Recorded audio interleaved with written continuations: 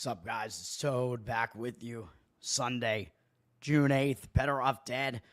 I'm looking like crap. It's a Sunday. Not feeling great. Let's go, man.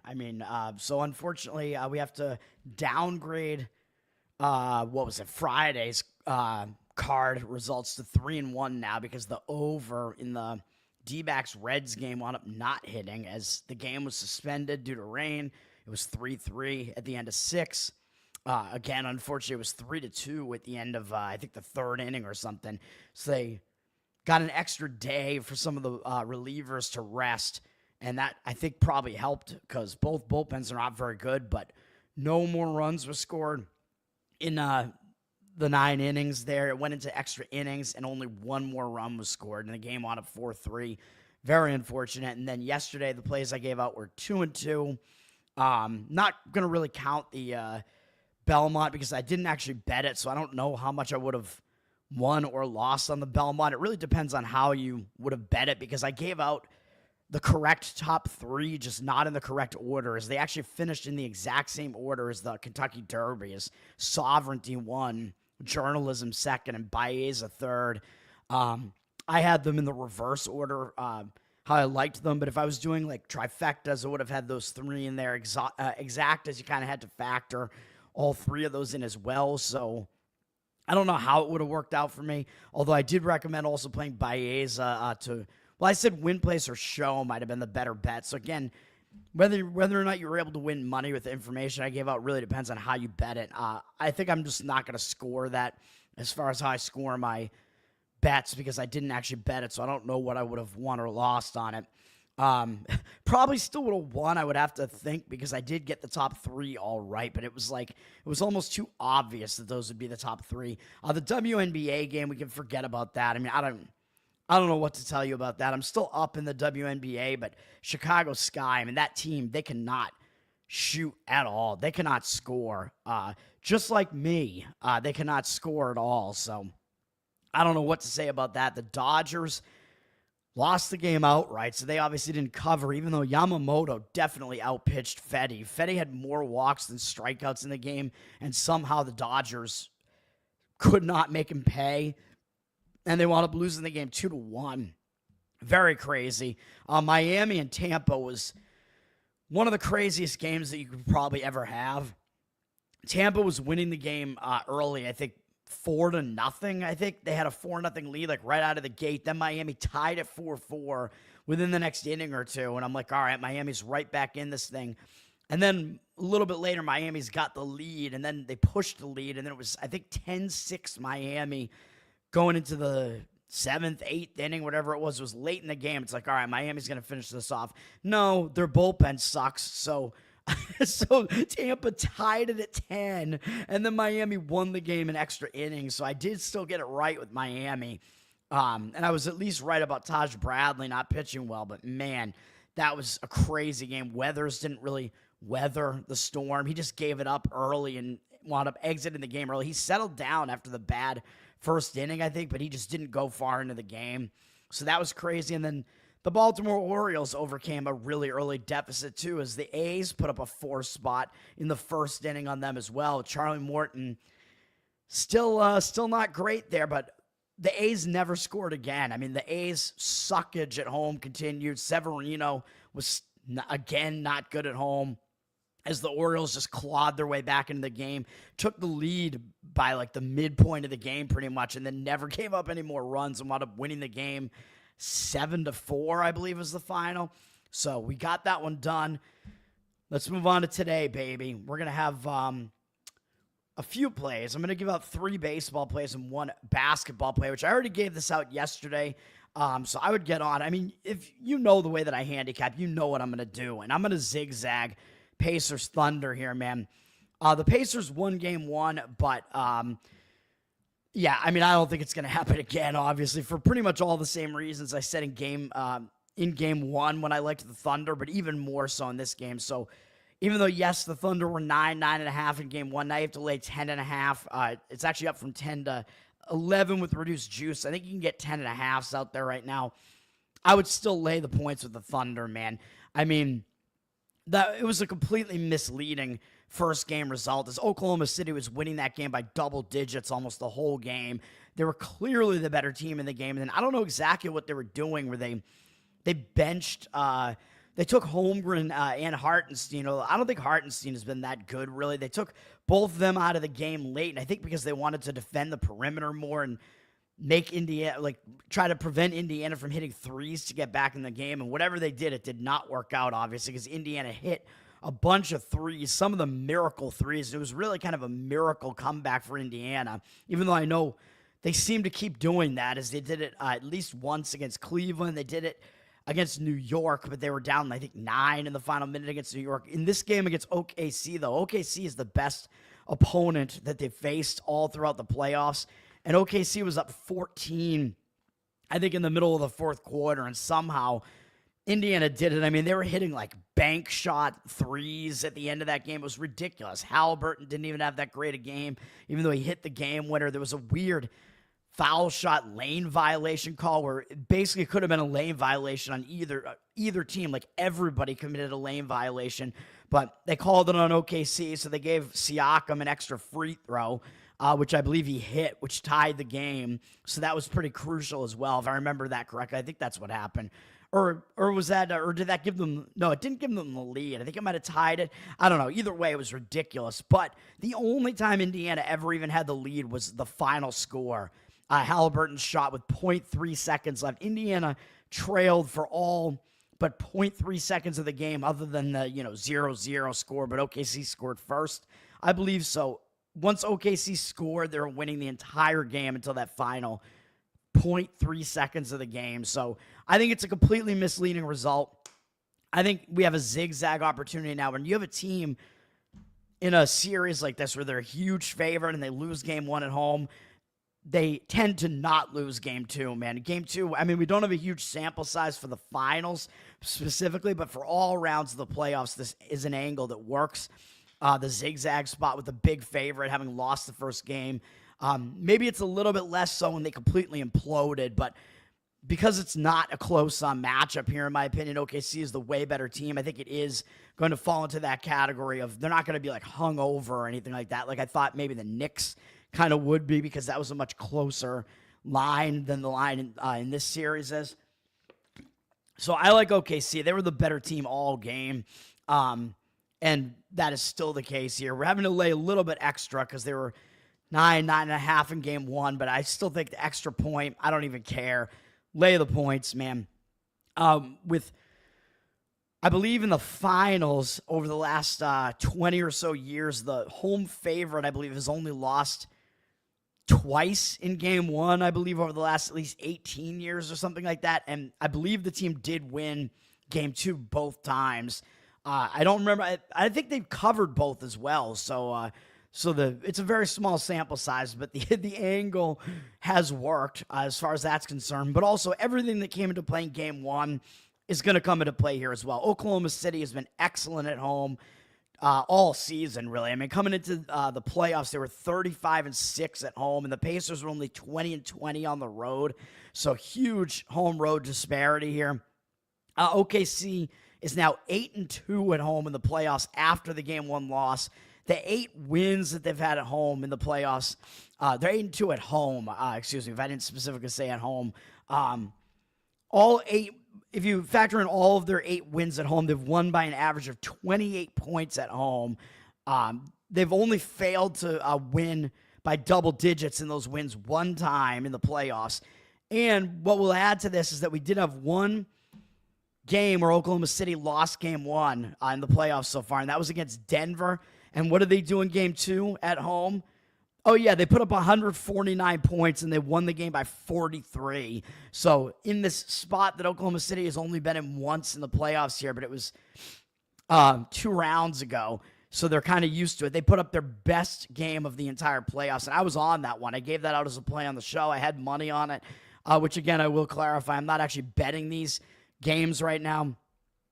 So take from that what you will, but giving out plays as if I was betting them. So, I mean, I'm not handicapping these things any differently because I don't know how to do anything any differently, man. It's just the way my mind works. It's autism. Although yesterday, it was a 2-2 day if you don't factor in the Belmont Stakes, which was a slight loss yesterday. So, anyway, take from all that what you will. But Oklahoma City, I think you got to lay the points here. They have 51% of the cash coming in on them here. Pacers are a public team, 53% of tickets on the Pacers. People are overreacting to what they most recently saw, man. And now that they saw the Pacers win game 1 of this series, now the public sentiment really after that seems to be, oh my God, the Pacers are really going to compete in this series, probably win the series. But if you look at the series price, Oklahoma City's still like a minus 320 favorite to win the series. And I actually think that's cheap. I think if you want them, if you have more juice tolerance there and you want to play Oklahoma City to win the series, I would not hate that play because you're getting a discounted price. Although I would say if they win this game, though, and then they lose game 3, you might get an even better price on Oklahoma City. Although probably if they're down 2-1, they're a little bit less likely to win the series than they are right now, down 1-0. So, because now when the series started, it seemed like game 3 would be like the one game that Indiana might win. But now that they're not going to be in that situation where they'd be down 0-2 going into that home game in game 3, it might be a little bit different. So, all that being said, yeah, I like Oklahoma City to still win the series. I'm recommending a play on them in this game, minus the points. The trends and angles all seem to really back this up. They've been an extremely strong home team.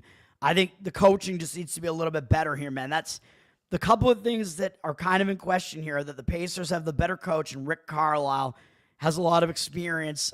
He was coaching those Pacers teams in I think in the 90s and maybe even into the 2000s. Some playoff runs there. He's a very experienced coach, and the Pacers do have some experienced players as they were in the Eastern Conference Finals last year. Siakam has won a finals before, so take from all that, just, I guess, analyze all that the way that you want to, but I like Oklahoma City in this game. And as far as the total, it's sitting at 228, which I think is pretty close to what it was in game 1.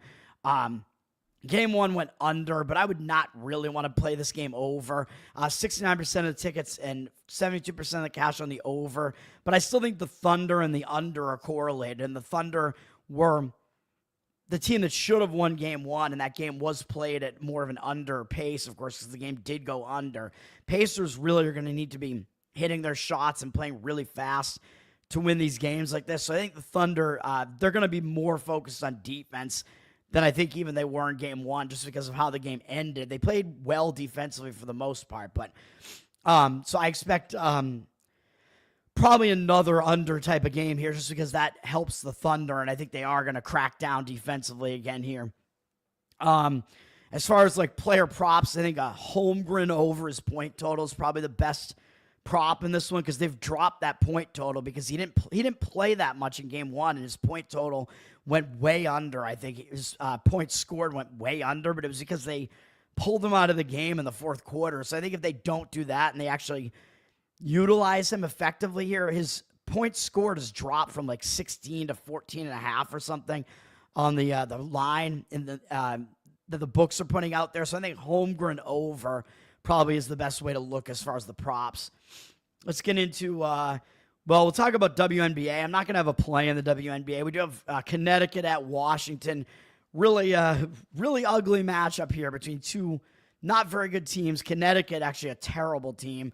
Washington up from 6 to 7. They're actually laying 7 because Connecticut is that bad that a not very good team like Washington's laying a price like that.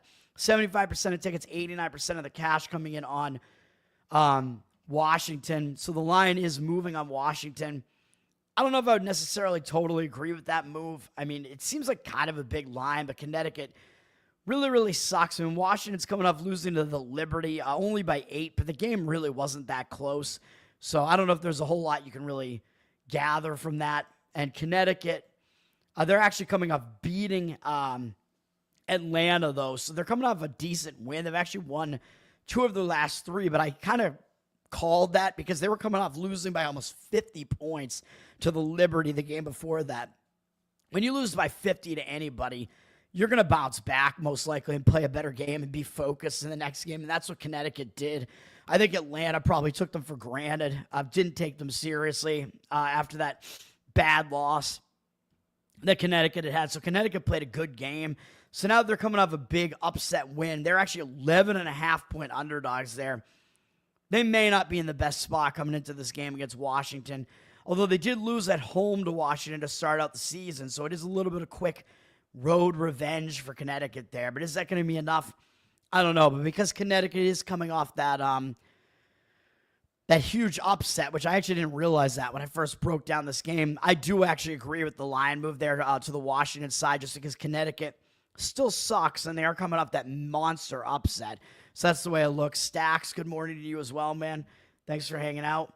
And then Minnesota, Dallas. Minnesota's up from 9.5 to 11.5. 71% of the tickets are on Minnesota, but 56% of the cash coming back on the Dallas side.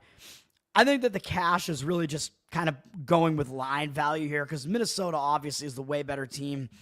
I mean, Dallas, the one thing about Dallas is you got to look at what their injury situation is right now because Buckers has been out. It looks like she's slated to come back in this game, and Taisha Harris looks like she's not going to be back, but Buckers is kind of the big piece here for the Wings.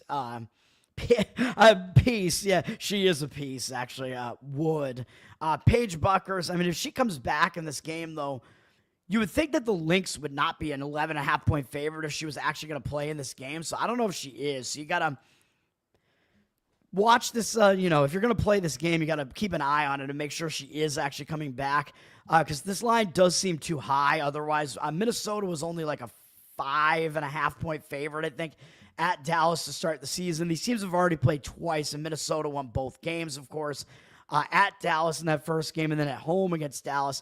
Minnesota was like an 11.5-point favorite at home against Dallas, and they were, I think, a 5.5-point favorite on the road. Now, the difference is that Kayla McBride did not play in either of those games from Minnesota, and she is back. She came back somewhere within the last few games. She had not played yet during the season. She is one of the starters. She's one of the best players from Minnesota. So she did come back. I think Minnesota was actually down 2 starters in the first game against Dallas. So keeping all of that in mind, the fact that they were an 11.5-point favorite without McBride in the first game, does that make it so that this 11.5-point line in this game makes sense? Maybe it actually does. I mean, there is a huge discrepancy between these two teams. The line still, to me, seems a little bit high, though. But if Buckers is coming back, then you know what that means. It's a reverse injured player spot where when a team gets their star player back, their number 1 draft pick back, they have to work her back into the lineup. She has to kind of get back in there and get used to it. So there can be some adjustment period again. So sometimes they don't do as well. So there's all that coming into play. I think the best WNBA play is laying the points with Washington today, but I'm going to stay off of it. I don't want to do it. Let's go to baseball. I know I take forever to break down baseball here. Hopefully that doesn't happen this time. Miami and Tampa Bay after yesterday. Crazy extra innings game. Lots of bullpen usage yesterday. So Tampa Bay, they have a better bullpen than Miami, but these bullpens have had a lot of use over the last couple of days, especially Tampa. But both bullpens are bad.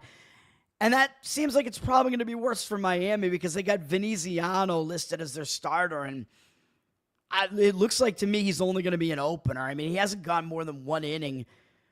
He's gone more than 1 inning only a couple of times this year, I should say. But he's been coming out of the bullpen. So I think he's probably going to be an opener. I don't know how much they're going to extend him in this game. I think he's only going to pitch 1 to 2 innings here. So if you're getting a Miami bullpen game after Miami used a ton of their bullpen yesterday, seems like that's not a good situation for Miami. Veneziano has a 4.58 ERA, 1.53 whip. I don't think that's really that important. And Tampa is 0 for 4 off of him lifetime with 2 strikeouts and a walk. Again, I wouldn't take that much away from any of that because he's probably not even going to be in the game that long. So you got to give the pitching edge to Tampa. They have the better bullpen, even though both bullpens are very unrested right now. Rasmussen is pitching for Tampa. He's got a 2.14 ERA, 0.87 whip. He's been good this year. I mean, he's in pretty decent form right now with an 8-0 strikeout walk ratio, 1 hit, 5-inning shutout against Texas. They didn't really extend him in the game, though. They tend to pull him after about 80 pitches. So he's fairly efficient with his pitches usually, but they just don't let him go that deep into a lot of these games. Tampa's won his last 4 starts, actually. He's been in pretty good form. He hasn't allowed any runs over that entire span. So Rasmussen is definitely getting it done right now. And he has a 1.91 ERA at home as well. So he's been good recently and at home. And he's facing a weak Miami lineup. It's only 4 for 19 off him lifetime, with 3 strikeouts and a walk, a 211 average, 566 OPS. So Rasmussen, I believe, should have an edge here in this game. But if you like the Tampa side, you're laying a monster price here. And they're actually down from minus 235 to minus 216. Very public with 95% of tickets and only 90% of the cash. The money is actually fading Tampa. I think just thinking, well, these teams both are pretty bad offensively. So if the game's going to be fairly close, laying a price like this is pretty dangerous. But I think Tampa does have a huge pitching edge here in this one. So we will see what happens in that game, man. I don't want to have anything to do with it. San Diego and Milwaukee. I mean, this one is difficult to figure out as well. Milwaukee won the game yesterday. I mean, both bullpens, I think, got a little bit of usage yesterday. Milwaukee has the worst bullpen, of course, than San Diego does. So San Diego probably does have the bullpen edge. Berger is pitching for San Diego. Has a 2 ERA and a 1 whip. He's mostly been coming out of the bullpen. He made 1 start last time out and did okay against San Francisco. 5 innings, 2 runs allowed. Only a 2.2 strikeout walk ratio. Wasn't very impressive. He's not really a strikeout guy as far as I can tell. So I don't know what we're going to get out of him in this game, to be honest. Although Milwaukee has never seen him before. So maybe he has a little bit of an edge there, but he's really stepping up in class because San Francisco's offense has really not been good recently. Milwaukee's offense is definitely better. So Berger may not do as well here. And he's up against Freddie Peralta, who is Milwaukee's best starter. 2.92 ERA, 1.21 whip. He's doing well, though he's walking too many guys. He's definitely been wild. In May, he had a 25-12 strikeout walk ratio, which is not that great. 3.16 ERA, though, still limiting the damage because he does strike a lot of guys out. He has not allowed more than 3 earned runs in any start. Or no, he allowed it once against Cleveland. Other than that, he hasn't allowed more than 3 earned runs in any start this season. So he has been pretty consistent. He's been better at home with a 1.55 ERA at home, which is quite good. Against San Diego, pretty decent numbers as well. In 50 at-bats, he has a 20-2 strikeout walk ratio. 200 average and a 671 OPS because he has allowed 4 home runs to them. But those are still pretty good numbers for Peralta, so you got to give him the upper hand in that starting pitching matchup. But the money's coming in against Milwaukee. I mean, I think you got to give San Diego the bullpen edge. Offenses, I think, are pretty close. So I don't know what I would want to do with this game. I mean, which is why I'm not going to give it out as a play or give anything in this game out as a play. Milwaukee's down from minus 170 to minus 150. 58% of tickets, only 50% of the cash on Milwaukee. So they are public, so I don't love that Milwaukee side, but I don't necessarily agree with the market read on that either because I'd rather have Peralta than Berger there. So we'll see what happens in that game. Not going to be a play for me. Philadelphia and Pittsburgh, and surprisingly, Philadelphia is trying to avoid a sweep here. That would be insane if they get swept by Pittsburgh. And they haven't even faced Paul Skeens yet in the series, and they still lost both games. So the only thing that would make sense here is they beat Paul Skeens, right? After they lose to 2 non-Skeens starters. They face Paul Skeens today. So it would only make sense that Philadelphia wins against Skeens, right? I mean, Skeens is an excellent pitcher. There's no doubt about that. But Pittsburgh has not done well behind him. They do not score a lot behind him. They lose a ton of his games, which is ridiculous. Both of these teams have fairly bad bullpens, so, I mean, I think Pittsburgh's probably is actually worse, but neither team has a good bullpen. Pittsburgh used more of theirs yesterday to finish off the game. They used some of their better relievers, the back end of their relief staff to finish the game off, so Philadelphia's bullpen is actually in better shape here. They got Christopher Sanchez pitching, 3.15 ERA, really good, but a 1.31 whip is fairly high, so Sanchez has really started to walk a lot of guys. He had a 4.4 strikeout walk ratio in his last outing, even though he held Toronto to 1 run. That walk number is not great, man. He's walked at least 2 guys in every outing going all the way back to April 22nd, except for one against Colorado. So that's not a really good sign either, man. Sanchez is walking too many guys, but he has been consistent as far as the runs allowed. He's been quite good. Hasn't allowed more than 4 earned runs in any start all season. That was to the Dodgers, really good offense way back on April 6th. And since then, he's allowed 3 or fewer in every start. So that's all pretty good. He's been a little bit better on the road with a 2.9 ERA, so that's pretty good. And against Pittsburgh, he's been pretty good as well in 45 at-bats, 13-5 strikeout walk ratio. Again, it's a few too many walks, but he's held him to a 222 average at 611 OPS. So I think Sanchez should do pretty well here. Paul Skeens, also obviously very good. I mean, he's better than Sanchez. 2.05 ERA, 0.88 whip. But of course, that gets negated by the fact that Philadelphia has a way better offense than Pittsburgh does. Paul Skeens, I mean, he's been dealing it all year. He hasn't allowed more than 1 earned run in 5 straight starts. He's been excellent all year, obviously. I mean, his one bad start against St. Louis still had a 7-1 strikeout walk ratio.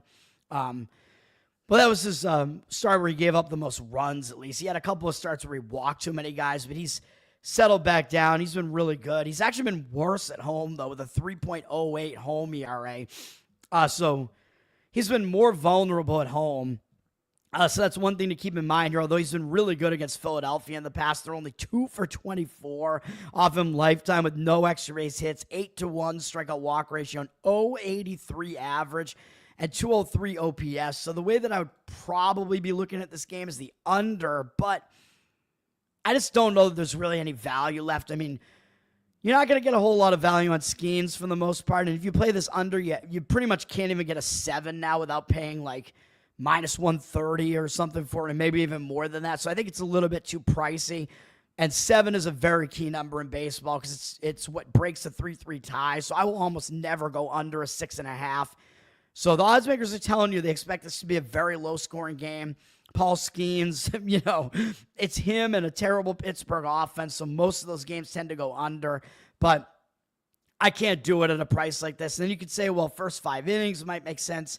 Take those bad bullpens out of the equation. Yeah, I don't disagree with that, but to go first 5 innings, you have to go under 3 on this, which is not a very good number either, so I don't quite love it, although I do expect this to be a low-scoring game. Totals dropped a little bit from 7, juice to the under. If you got it early enough, you could have gotten a nice number on it. 7, under 7 minus 115 or so, but now it's at 6.5. Juice to the over a little bit, it looks like, but I think you can't really get it at better than under 7 minus 130 right now, unfortunately. 63% of the tickets and 90% of the cash on the under. I still agree with the under, but again, very, very dicey playing it at that number. And the cash is actually coming in on Pittsburgh. 68% of tickets, 74% of the cash coming in on Pittsburgh. I think you are getting them at a cheap price because they're facing Paul Skeens here. I don't really ever love fading Paul Skeens, but I might have a slight lean to Philadelphia there just because Philadelphia is the way better overall team. Pittsburgh, they're up from minus 105 to minus 115. But, of course, Skeens, if he's out of the game, from the 6th inning and beyond, that might be enough for Philadelphia to be able to get the job done and win the game. So we will see what happens there, although Philadelphia is still a little bit public as well, even though they are facing Paul Skeens here. Texas and Washington, I almost gave Texas out as a play on the show yesterday. I was very close to doing it. I basically said that was the first one I was leaving off my card, and Texas got the job done. They won the game 5-0. Jacob deGrom had a really good outing yesterday. But now we're looking at a different Jacob here. We're looking at Jacob Lotz pitching for Texas here. 2.95 ERA looks pretty good, but a 1.42 whip tells a different story.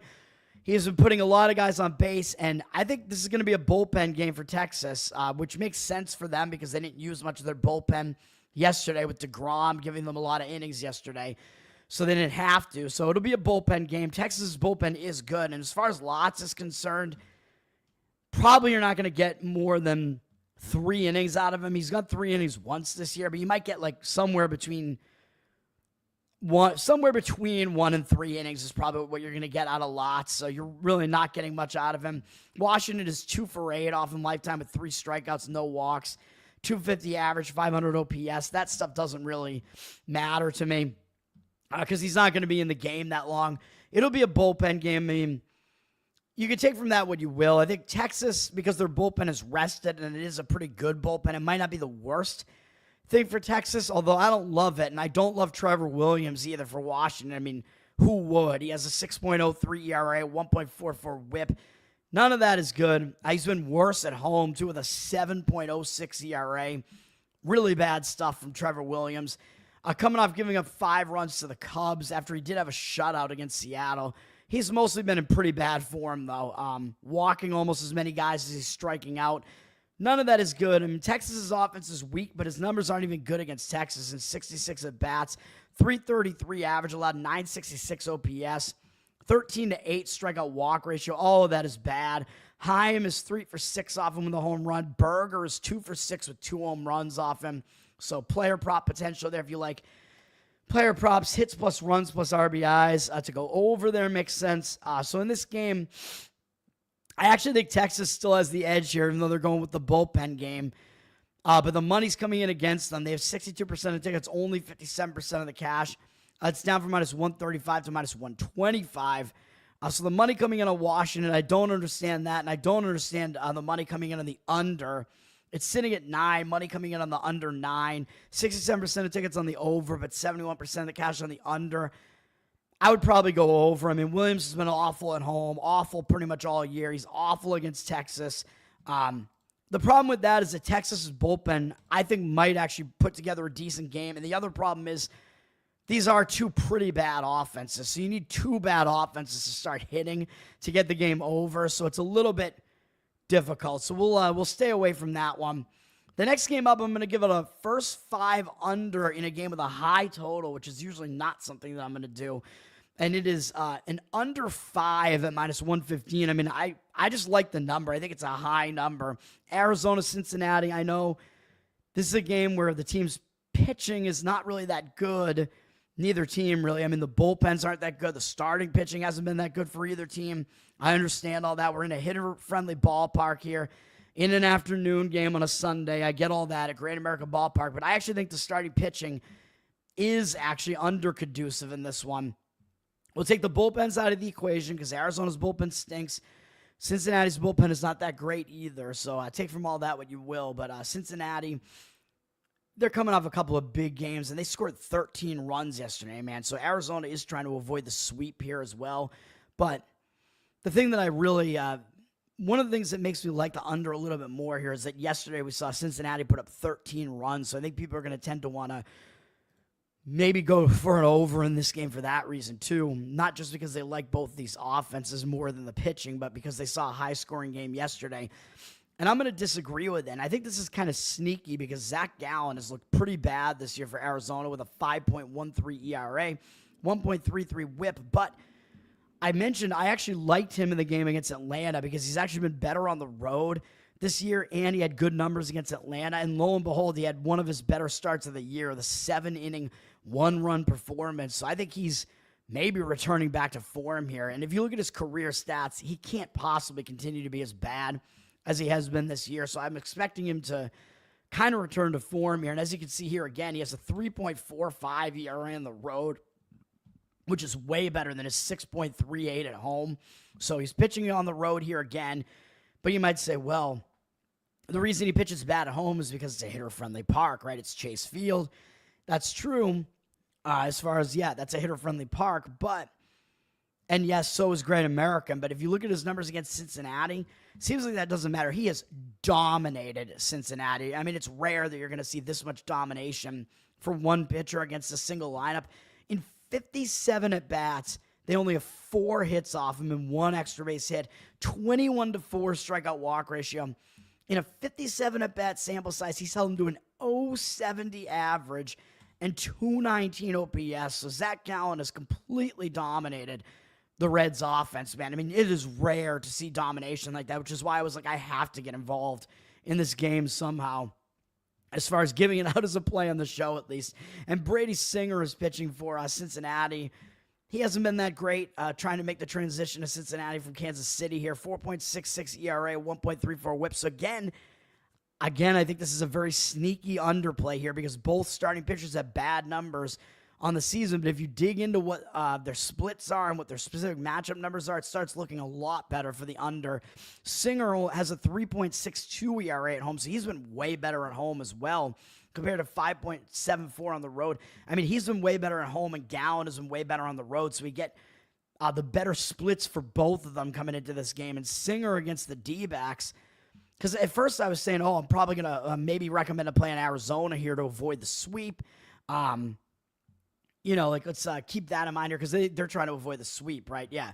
So that seemed like good. Gallen has really good numbers against him. But look at Singer's numbers against Arizona. In 64 at-bats, he has 18 strikeouts and no walks against him. And it's held him to a 188 average and 500 OPS. So both pitchers have been very, very good against these opposing lineups. So I actually like that quite a bit. So under in the first 5 innings, even though the books and the market reads seem to be kind of disagreeing with that, as we got the total 9.5 juice to the under up to just 9.5 now.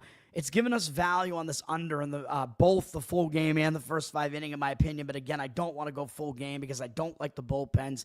We got 81% of the tickets and 84% of the cash on the over. So the more the cash is on the over, that's true, but the over is public, man. So at least we're fading the public with an underplay here. So that's what I'm giving out. First 5 innings, under 5 at minus 115. With the starting pitching matchup looking very good for this, actually. I think we're getting a good number on that, in my opinion. And if you like the Arizona side, the money looks to disagree with that. They're down from minus 125 to minus 112 as the road favorite here. 58% of tickets, 70% of the cash coming in on Cincinnati. So the money is actually coming in on Cincinnati, even though Arizona being a road favorite almost looks misleading, right? Because Arizona's record sucks because they were so bad in May. So the fact that you have a team with a slightly worse record, even though the Reds' record isn't even that good, on the road being the favorite, the books, I feel like, are kind of telling you something there too. So I still kind of lean to the Arizona side, but the under in the first 5 innings is actually worth a play, in my opinion. Cubs at Detroit. This is a good matchup, man. The teams have split the first 2 games. Cubs won yesterday 6-1. Of course, they lost the game where Skubal pitched. Yesterday it was a bullpen game for the Tigers, but they really didn't use a whole lot of their bullpen because Montero basically had a starter's workload. Both bullpens did not really get used much yesterday, so both bullpens in decent shape coming into this game. And I mentioned the Cubs bullpen is actually a lot better right now than they were to start the season, so the bullpen's not in bad shape. Cade Horton is pitching for the Cubs. He has a 3.51 ERA, 1.21 whip, and he's actually been pretty good. The Cubs have won every game that he started so far, which is a pretty good sign. He has a 19-5 strikeout walk ratio, which is pretty good as well. He doesn't strike a lot of guys out, but he's been pretty effective. He's been pretty consistent, going over 5 innings in all of his last 4 starts, or at least 5 innings, I should say, in all of them. But he's faced fairly weak offenses, so the Mets were the best offense that he faced so far, and that was his first start. He didn't do terrible. Didn't make it 5 innings in the game. I think they were kind of easing him into it, but he is stepping back up in class to face a Detroit offense that's a little bit better than the rest of the offenses that he's been facing. So that may be a bit of a concern, but Detroit has also never seen him, and Horton is a young guy, 23, and he's been effective so far this season, man. Like I said, not allowing more than 3 earned runs in any start. Over his last 3, he hasn't allowed more than 2 earned runs in any of them. So that's pretty impressive. That's pretty good. And again, with these young pitchers who are unfamiliar to the opposing hitters, they can have a little bit of an edge there because the hitters have to kind of take time to adjust. Jack Flaherty's pitching for Detroit, 3.72 ERA, 1.09 whip. He's putting together a good season as well. He's in pretty good form right now as well. Over the month of May, he had a 34-8 strikeout walk ratio, which makes that 4.67 ERA actually look a little bit misleading. Over the last few starts, he hasn't allowed more than 3 earned runs in any of them, although he faced some pretty weak offenses. But he is still pitching well. He's putting up some strikeouts, not walking a lot of guys. He is pitching well, and at home he's been pretty good as well with a 3.03 home ERA. So he's been better at home this year as well. And his numbers are actually fairly good against the Cubs for the most part. In 66 at bats, 21-8 strikeout walk ratio. It's kind of too many walks, so the 4 of them are to Hap for whatever reason. He's held to a 182 average, which is really low, but a 710 OPS, slightly high because he has allowed 5 home runs to them. Swanson, 5 for 14 with a home run, a couple of doubles, and Tucker is 2 for 6 with 2 home runs off him. So we do have a couple of specific hitters that do a lot of damage off him. The rest of the guys don't do a ton of damage. So we'll see what that means when it's just 2 specific hitters really doing all the damage against you. I don't really know what that really entails. Like, I think, in my opinion, I think you're still going to probably get a good performance out of both of them. The money is coming in on the Cubs pretty significantly, though, so there's a pretty strong market read on the Cubs here. By the way, the cash completely switched over to be on Texas now, by the way, so it looks like it's starting to agree with me on that one. Here we have 51% of tickets, 69% of the cash on the Cubs. The line's down from -140 to -111 on Detroit, so we see some pretty significant line movement that I think is legitimate movement moving towards the Cubs. So I agree with the Cubs. This was close to being a play for me just because I tend to like these young starters that haven't been seen before by the opposing hitters. The only issue is that Flaherty does have good numbers. He's in a good home road split here at home. Has pretty good numbers against the Cubs, so I don't hate Flaherty here either. The under may be worth a look here. Total's down from 8.5 juice to the under to 8 juice to the over. Slight move down where we have 63% of tickets on the over and only 62% of the cash on the over. The public is going to tend to want to come in on an over in a game with Cubs and Tigers because they both have good records. We know the Cubs hit well, but again, the bullpens are pretty rested here. The starting pitching matchup looks pretty good for an under. And the bullpens on both sides are actually not that bad either. So I think an under does make sense in that game as well. Houston, Cleveland, very similar situation and market read to this, but I'm actually going to recommend a play on Houston where you can get them at a bigger underdog price at plus 132. Even though, yes, I understand Cleveland is trying to avoid a sweep here, but Cleveland, I don't think they're as good as they look, man. I know the Astros do have a better record at this point. I know Cleveland is better at home than the Astros are on the road, but not by much. Yes, Cleveland should be a little bit extra motivated to avoid the sweep, but I think Cleveland is favored too heavily in this game, man. So I think there's just value on Houston here, in my opinion. Houston playing pretty well. Houston does have the somewhat better bullpen, in my opinion, as well. Houston has become one of the top bullpens again, actually. And the bullpen rest situation after yesterday is pretty similar. Both bullpens use some of their better relief men, so I'm not really that concerned by that. Cleveland's down from -145 to -142 with 71% of tickets on them and only 65% of the cash. So Cleveland looks like a public side, even though Houston has the better record. Doesn't totally make sense to me, but I think it's because people know who Tanner Bibby is, Bibby. They know that he's like one of Cleveland's best pitchers, and they have no idea who Brandon Walter is. So I think the public's going to tend to side with that guy that they know is a good pitcher, which is why Cleveland is getting the public action here. And I think that's also why Cleveland is laying a price like this. I think you're paying a Bibby tax here. You might be imbibing a little bit too much there if that's what you're doing, because just like with the Cubs situation there, I actually like this for the Astros. Brandon Walter is pitching for the Astros, and I know he's a bit more of an unknown than Horton is because he doesn't have much of a track record so far.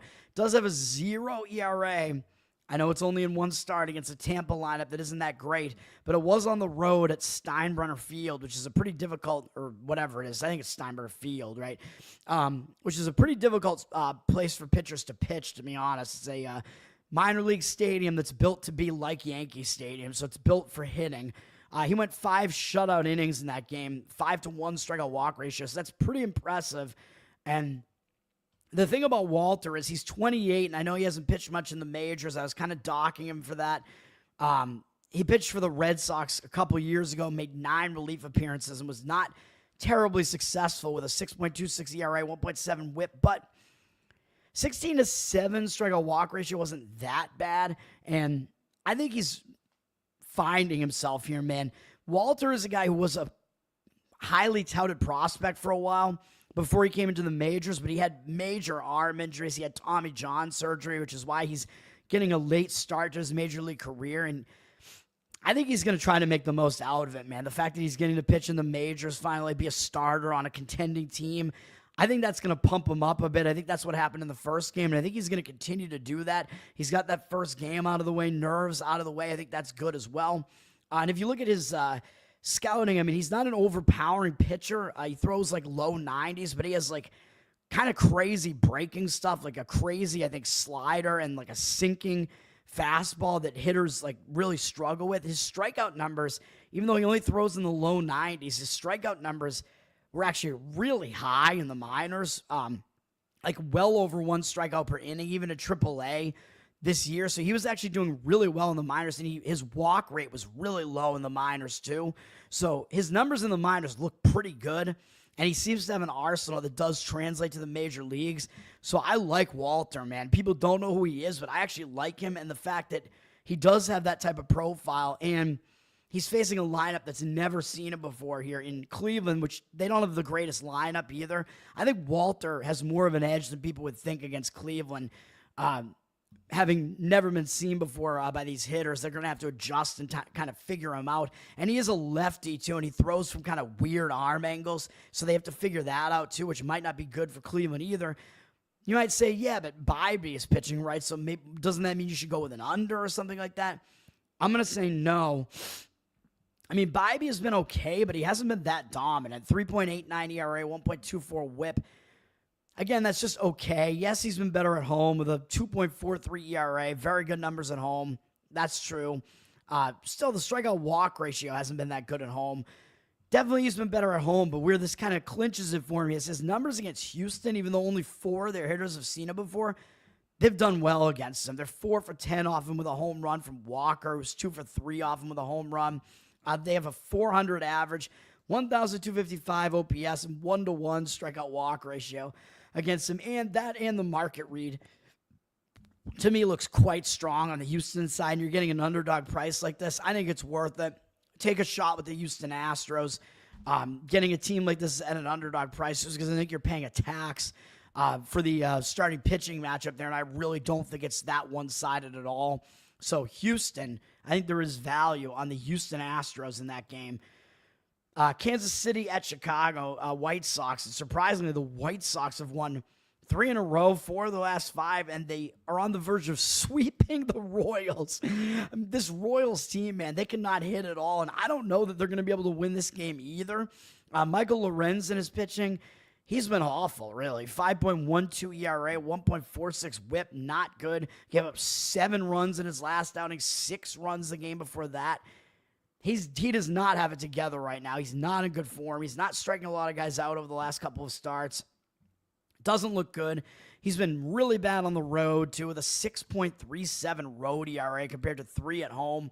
None of that is good, although he is facing a bad White Sox lineup, and he has done well against them in the past. They're only 5 for 33 off in lifetime with a 152 average and 425 OPS. Very weak offensive numbers, but 9-4 strikeout walk ratio is still too many walks for Lorenzen. So I don't know if I totally trust him in this game, man. But if you want the White Sox, you got to deal with Mike Vasil pitching, and he's probably going to be an opener. He's actually from Boston.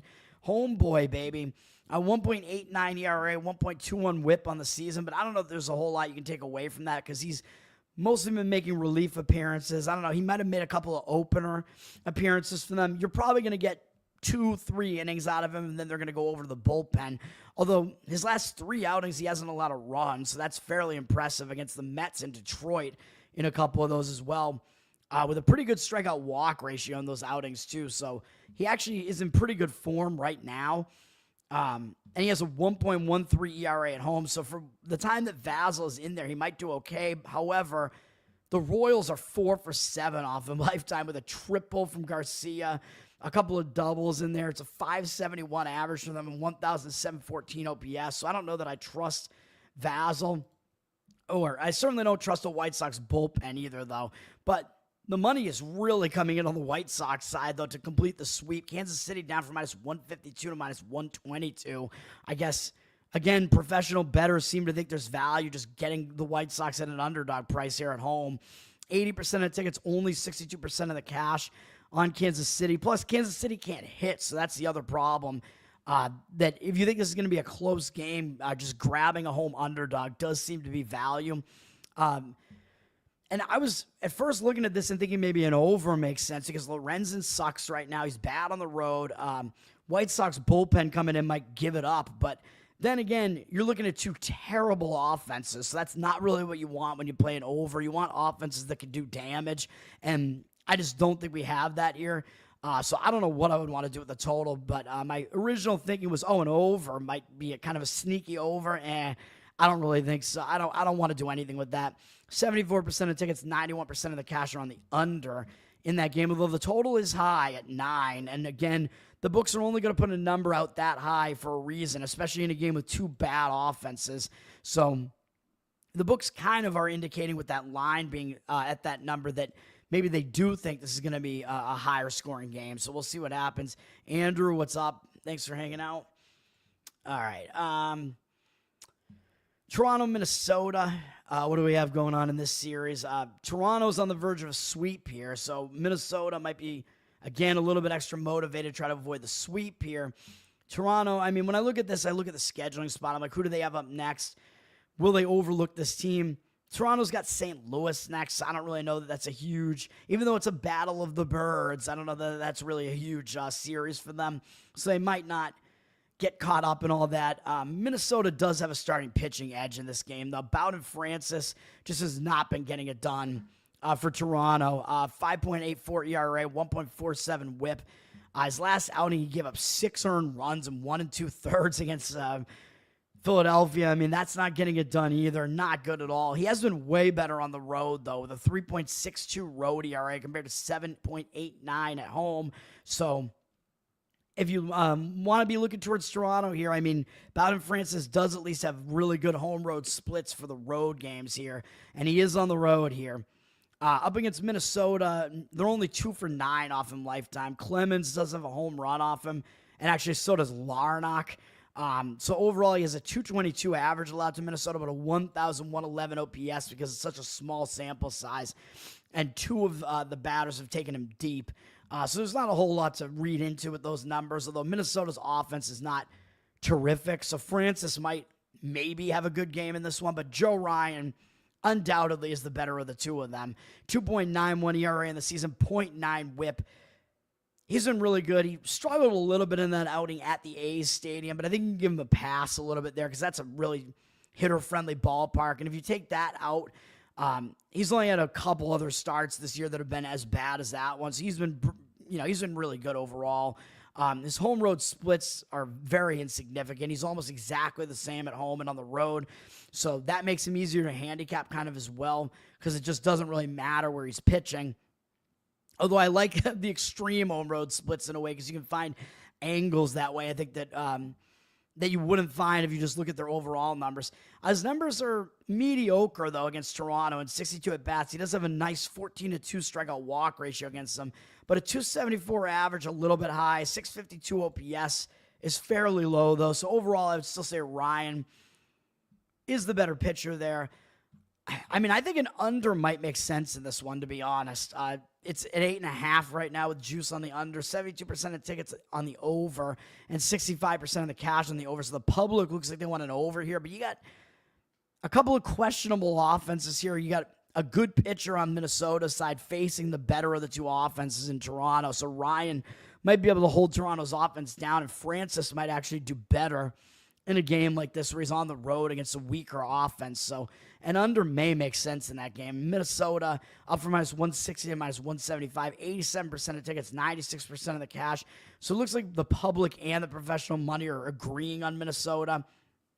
I don't want any part of that, though. The Dodgers, of course, lost to St. Louis yesterday. And again, the Dodgers had the same amount of hits as St. Louis and probably should have scored more runs. The Dodgers, they were bad yesterday with runners on base, man. I mean, Fetty, again, was kind of feeding them base runners by walking 4 guys, and the Dodgers couldn't take advantage. I don't know what's going to happen in this game, though, because Clayton Kershaw is on the mound for the Dodgers, and he has not returned to form. 5.17 ERA, 1.66 whip. Bad numbers, man. I keep expecting that he's going to get better. I don't know. We'll see. I mean, his defense kind of let him down a little bit in this game against the Mets, although he did walk too many guys. He has more walks than strikeouts so far in the season. I don't know, man.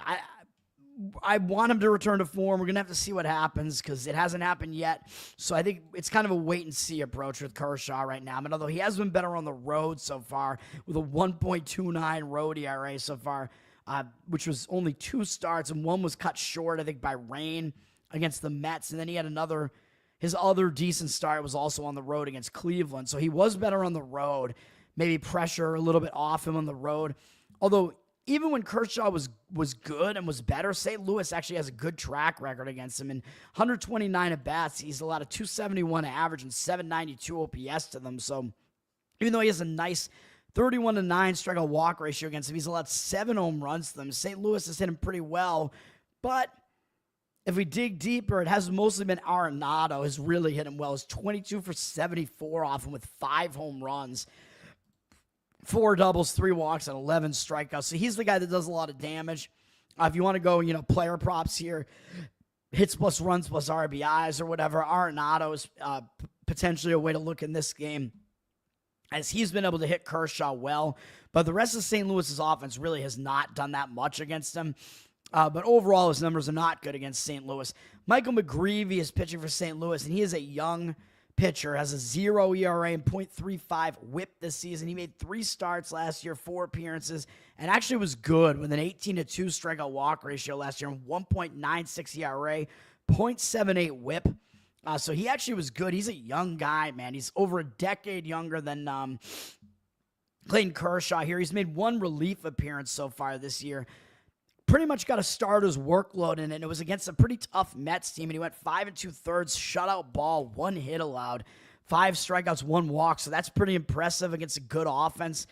Getting thrown into the fray there. So McGreevy, he looks like he's a pretty good pitcher, man, to be honest. And I don't know if he's ever faced the Dodgers before. If you look at, no, he's never faced the team before. So I'm not going to bring up the batter versus pitcher stats just because I'm lazy and I don't want to type it in, but basically I think the Dodgers pretty much have not faced him before. So you have a pretty decent young pitcher here going up against a guy that you have to pay a tax for with Clayton Kershaw. I would probably lean to St. Louis in this game, man, because I think, again, you're paying too much money for the name of Kershaw still. The money seems to agree with me. It's down from -145 to -126. 70% of tickets, 69% of the cash on the Dodgers, so they're public with less of the cash on them. Public's still expecting Kershaw to turn it around. They have no idea who McGreevy is, although McGreevy, my Boston heritage here makes me want to play McGreevy as well, man. Where's this guy from? I mean, McGreevy, it's such a Boston name, dude. I mean, he's an Irishman, and McGreevy, I mean, the name gets shouted out in the Boston Red Sox fight song. He's from California, though, even though he is an Irishman. It seems like he should be from Boston or Chicago or something like that. But, yeah, I like St. Louis in this game. I'm actually almost kind of tempted to do it, but the only thing is the Dodgers might be a little bit motivated because they're trying to avoid the sweep. Kershaw, I mean, he could come out with a good game at any moment, although I'm not really expecting it to happen here. Looking at the box score here yesterday, we did have more of the bullpen come in for the Cardinals yesterday, although not by a whole lot, but they did use some of their better relief pitchers. Excuse me. So they actually had a blown save as the game was 0-0 into the 8th inning. St. Louis scored, then the Dodgers tied it in the top of the 9th, and then St. Louis won in the bottom of the 9th. But the Dodgers may have the slight bullpen edge here, so if you do like the game, maybe you go first 5 innings, getting St. Louis at the home underdog price there. I think it's worth a look, though. And actually, let me see what Action Network makes it look like as far as their market read here, because I do kind of like this one. I don't know. I'm liking it more as I kind of break it down. Sometimes this happens, man, as I kind of start looking at a game where I'm like, wait a minute, I kind of like this. Action Network, they're saying the cash percentage is on the Dodgers, but they are kind of saying that there are some indicators, like sharp money on the Cardinals side, which we do see in what I just showed you, the line move there. And first 5 innings, you can get them at right around the same type of underdog price. So not much of a difference there. And the bullpens are actually very similar and kind of in a similar rest spot, to be honest. So I think full game actually may make sense on St. Louis. But again, Dodgers trying to avoid the sweep. I won't give it out as a play, but I do like that idea. Although, actually, if you look at McGreevy's scouting, maybe I should do that real quick. Let me just see what it says about him. Cardinals top prospects. He was second in Division I. He had a really good strikeout walk ratio in college, this says. Let me see. Strong track record of strike throwing. Yeah, okay, but does that mean he's putting too many men on? Does that mean he's putting too many pitches over the plate? I just want to see, like, because I don't really know what his profile is here. High level athlete. Yeah. Tell me what his pitches are though. What does he got? He's got fastball, curveball, slider, changeup. Very looks like he has a very common skill set here. Let me see. His slider is actually his best ranked pitch, and his control. So he's actually more of a control pitcher. Low 90s sinking fastball. Doesn't have a high velocity, but it looks like he has been decent enough. So, we'll see what happens. He's projected as a bottom rotation major league starter. We'll see, but I think St. Louis does have an edge in the game because you got a decent young starting pitcher, against a guy who's looking like his career is ending, which is very unfortunate. And you're getting the young pitcher who hasn't been seen before as the home underdog there. Mets at Colorado. I mean, Colorado's trying to avoid a sweep here. No surprise. They lost 8-1 yesterday. German Marquez actually pitched yesterday when I thought that he was not the slated pitcher yesterday, but whatever the case may be. Tyler McGill is pitching for the Mets here. He hasn't been that good. 3.77 ERA is good, but a 1.31 whip is not that good. He's walking too many guys. 33 to 15 strikeout walk ratio in the month of May with a 5.96 ERA isn't going to cut it. I just gave up 4 runs against the Dodgers, although he did strike out 7 in that game and only walk 1. So his peripheral numbers in that game weren't that bad. But he's been pretty bad on the road with a 4.93 road ERA. So he's been significantly worse on the road. But he's facing a weak Colorado lineup in 29 at-bats. He's been pretty good against them. 10-2 strikeout walk ratio, 241 average, 704 OPS. So he has done fairly well against Colorado. Pitching in Coors Field is a little bit different, but Colorado, they've kind of sucked everywhere. So I don't know. He is up against Chase Dollander, who has been really hit or miss for the Dodgers. Really, he's a really young pitcher who had good scouting reports, so we'll see if he turns into something good. 6.26 ERA, 1.44 whip is not going to get it done, though. He's not been very good this year so far. Did have a couple of decent outings in there, but it's been really like throwing darts to try to figure out whether he's going to have a good start or not. And his starts at home, he has not been good at home. An 8.66 home ERA is really bad. But the Mets have never seen him before, so maybe he has a little bit of an edge there because he hasn't been seen before. But again, most of these lineups have not seen him before, and he's still been terrible at home. So I don't want any part of it. Mets are a huge favorite. You're laying minus 263, basically, down from minus 265 on the road here. But, I mean, they're very public. 93% of tickets, 98% of the cash. I mean, I would probably go over, even though I know yesterday's game didn't. But the total's down from 11 to 10.5, juice to the over. 77% of tickets, 90% of the cash on the over. You got Dollander, who has an 8-something home ERA. McGill has not been good on the road. Has not been pitching well recently, so an over might make sense in that game. I mean, you never really want to look towards unders in Colorado, games in Colorado, I should say. But you know where you do want to look for unders is San Francisco Giants games. And I'm going to give out an under in this game. Under full game 8.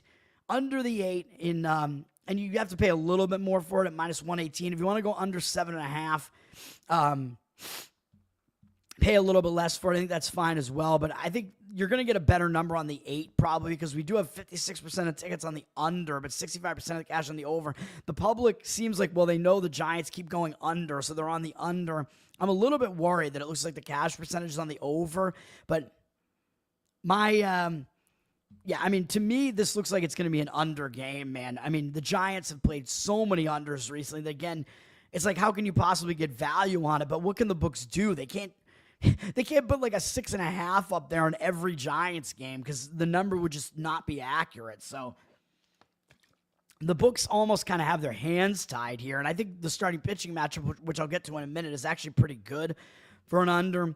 The fact that the Giants' offense has just been awful recently helps as well, because that's been the reason why these unders have happened. I mean, their pitching has been good. Their pitching coaching seems really good. They have an elite bullpen, so that's coming in to factor in as well. That's going to factor into this game as well. Very, very good San Francisco bullpen. Atlanta's bullpen is okay. I mean, the bullpens are fairly rested after yesterday.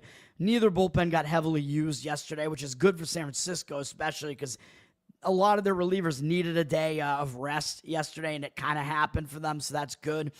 So we get decent bullpen rest situation for it. As far as the side, the money, the money line has moved in a different direction where the cash percentage is. Atlanta's down from -125 to -112, but 56%, I think it's 68% of the cash coming in on Atlanta. And I like that as far as the under is concerned too, because if the cash percentage is coming in on Atlanta, that means that the money and the fact that Atlanta's favored on the road is the other thing. The fact that Atlanta, with a terrible road record, 10-22 on the road, bad losing record overall, 27-36, Giants 37-28, and 21-11 at home. And with the records like that, the fact that Atlanta is actually the road favorite, to me, that's indicating that, first of all, Atlanta's not as bad as the record looks, but second of all, it seems to be indicating that the books actually like Spencer Strider to start doing better here. So I think this is kind of a sneaky under, as his numbers don't look good this year. 5.68 ERA, 1.37 whip. Not good. He's been walking too many guys. But in his last outing against Arizona, they can hit pretty well. It was probably his worst outing in a way.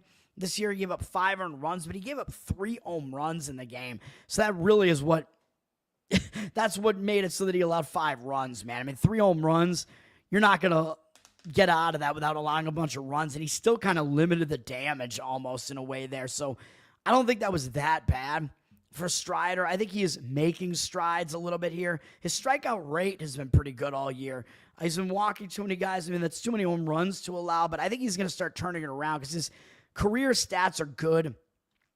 He's young. I mean, he's too young to all of a sudden just be terrible. So I think he is going to do better at some point. And against this Giants offense, it's been super weak. Recently, they've been one of the worst offenses in baseball. And look at Strider's numbers against him. They're only 3 for 29 off him lifetime with no extra base hits, 12 strikeouts. So almost half the at-bats have resulted in strikeouts, 3 walks, which are all Dominic Smith. So nobody else has even drawn a walk off him. Overall, 103 batting average and 291 OPS.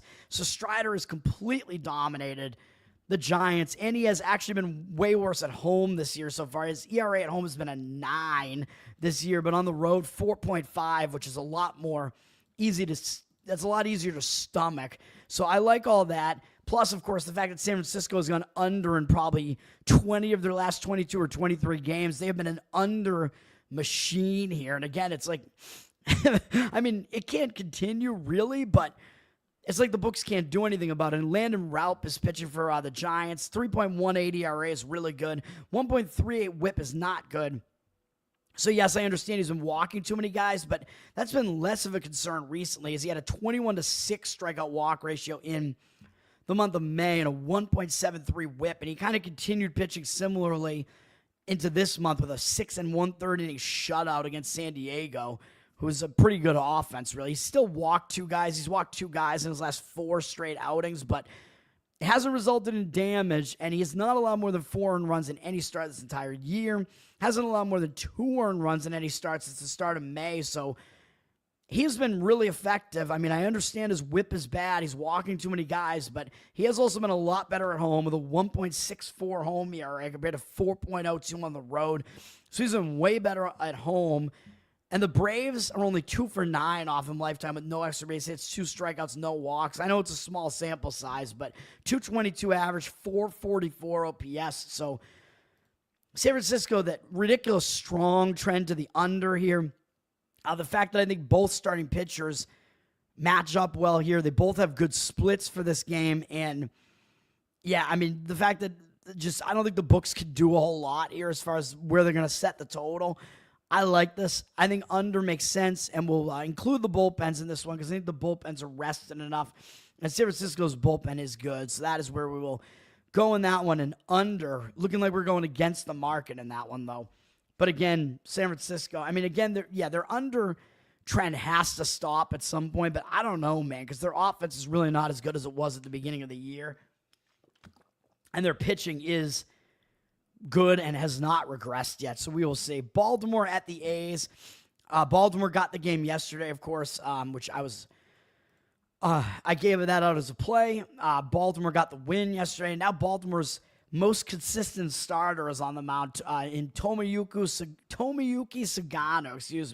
Tomoyuki Sugano. 3.04 ERA, 1.04 whip. He's been really good.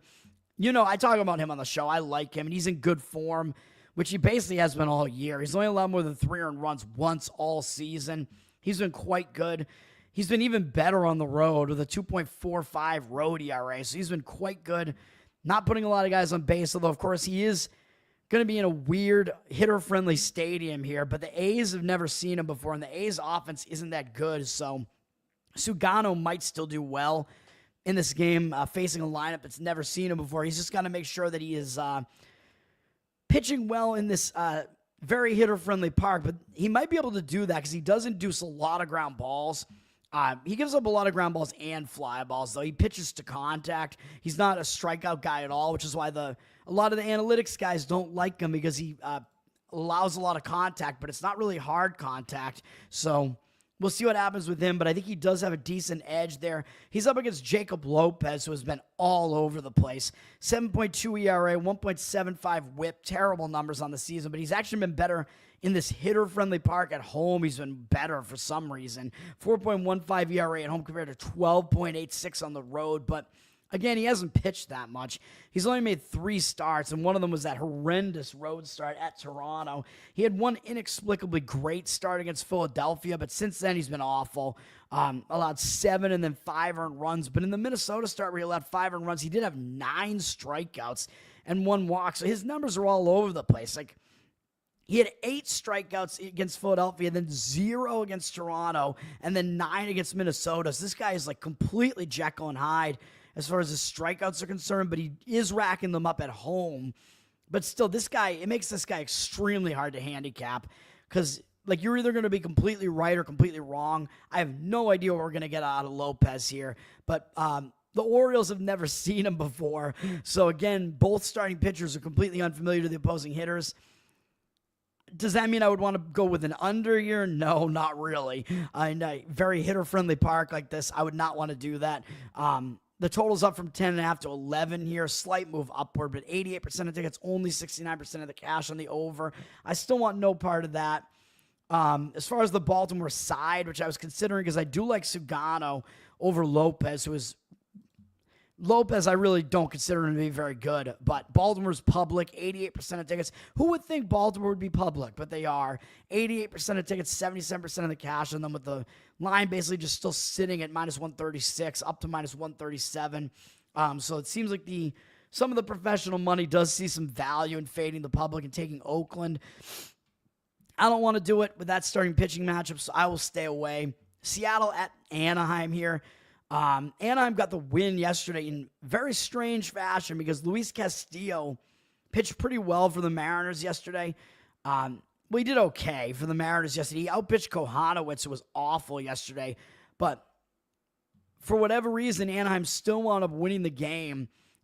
Scored a couple extra late runs. They actually got some unearned runs came across here towards the end of the game there. So there were some fielding mistakes somewhere in the game by Seattle. They out-hit Anaheim and lost the game.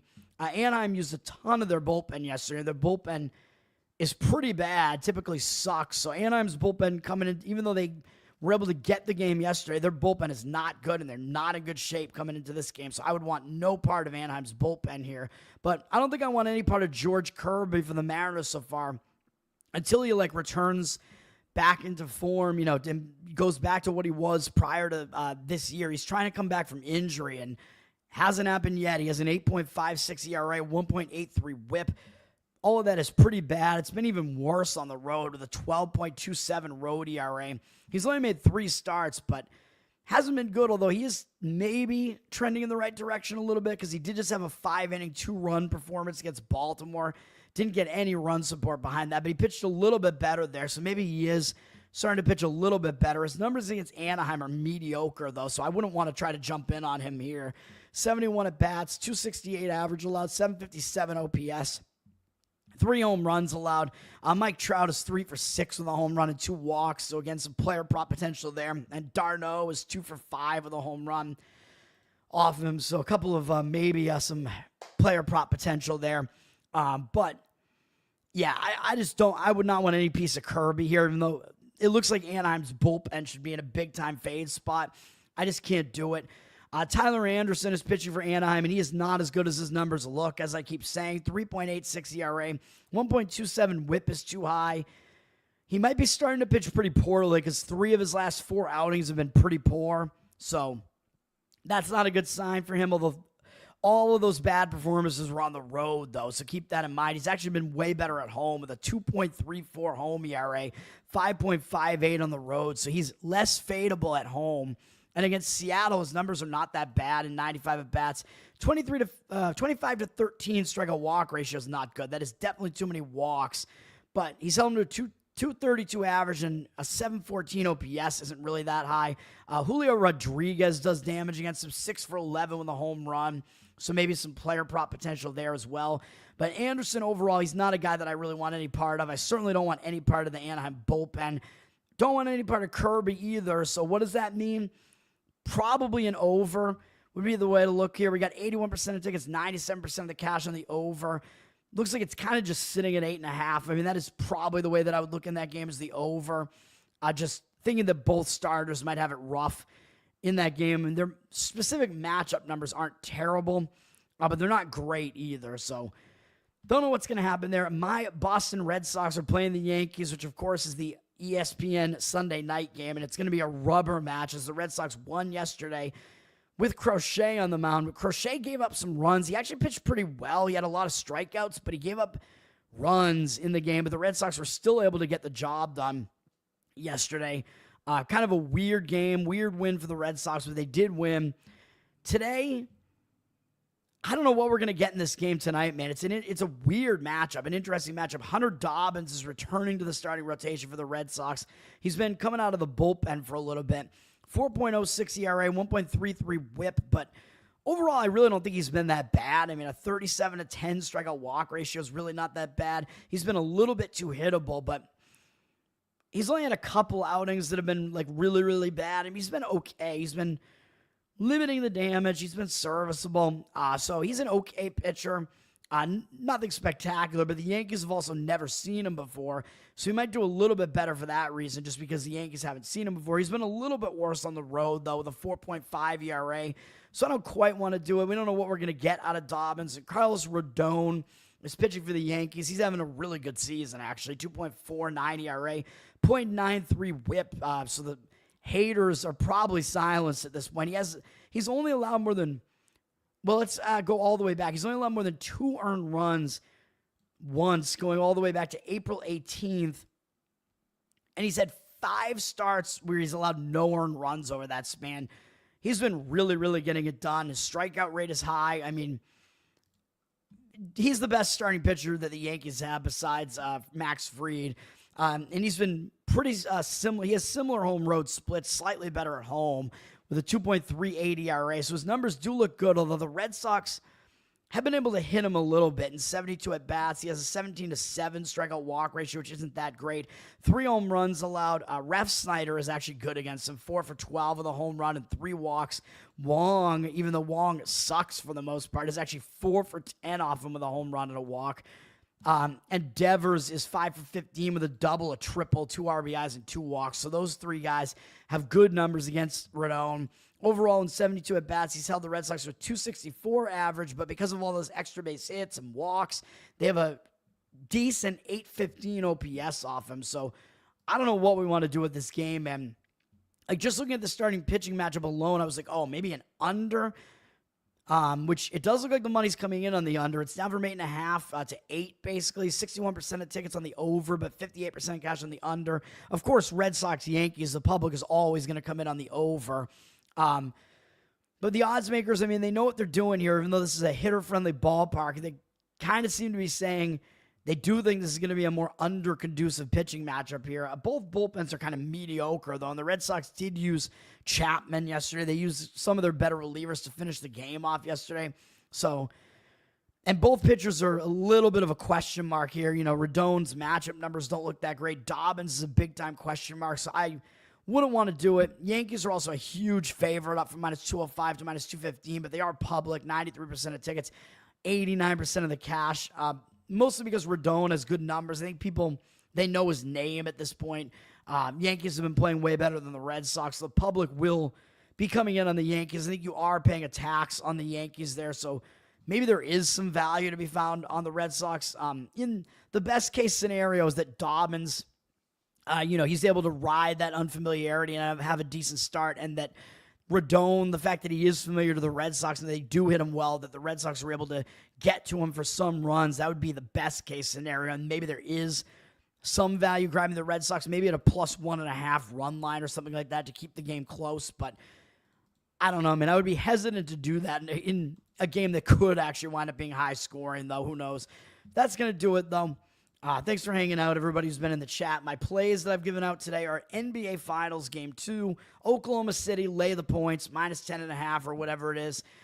If you want to find a different way to play it, Indiana team total under would make sense because I think they got a little bit lucky to get right to their team total in the last game. Oklahoma City, if they play lockdown defense, probably will have a good defensive effort there. Oklahoma City over their team total might make sense as well. If you expect them to do a lot better and cover this number, that also makes sense. Baseball, we got Houston Astros. I think there is value just firing on the money line there. Just take a shot.